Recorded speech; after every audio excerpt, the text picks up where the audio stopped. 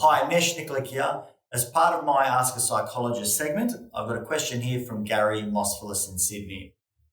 Why do some people have a bad relationship with money, and how do you help people overcome their fear, hate, or resentment of money purely from a perspective of a trusted advisor?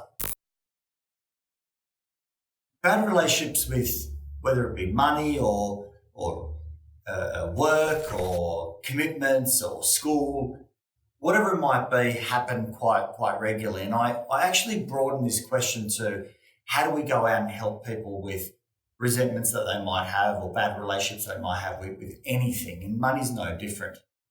You see, once we go out and establish a difficult relationship with something, we tend to avoid it. We tend to try and oppose it, get rid of it, in some sense, be blind to it and get on with life without giving it much more attention. In some sense, what we're asking someone to do is to become, in actual fact, more cognizant, more involved in that relationship to improve it. I mean, think about it in your own relationships. Pretty well the most effective way to go out and improve a relationship, whether it be a spouse, partner, or a friend, is to invest more time and energy into it. And so it's the ignoring of or the avoidance of the issue that goes out and tends to make it worse. So from a trusted advisor perspective, I think it's important to try and assist people to spend more time understanding finances. Now, how might you go about doing that? If we think about it in this way, we're probably wanting someone to go out and appreciate what finances are about. Most people think it's just money, you go out and pay bills, so on and so forth.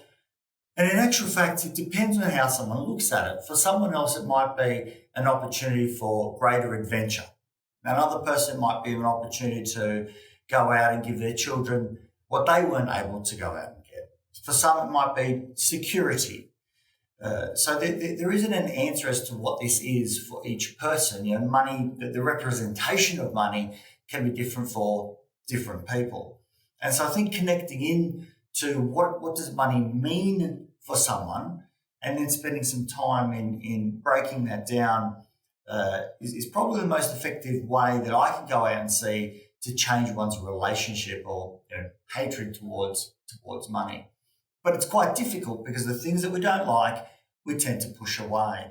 It's no different to those people who didn't like maths at school, were never usually very good at it because they didn't apply themselves, they didn't put much time and energy into it.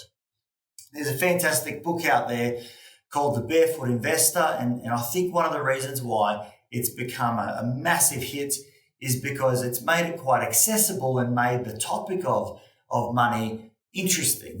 He's a great writer. He's gone out and simplified a lot of the difficulties that people have with money, and so it's made it much more accessible. And so once there's an interest in that space, it's easier for people to go out and change their relationship with money. So I would go out and suggest spending time and energy trying to get your head around it, not necessarily looking at it as a budget, but start with what's the meaning of money to you.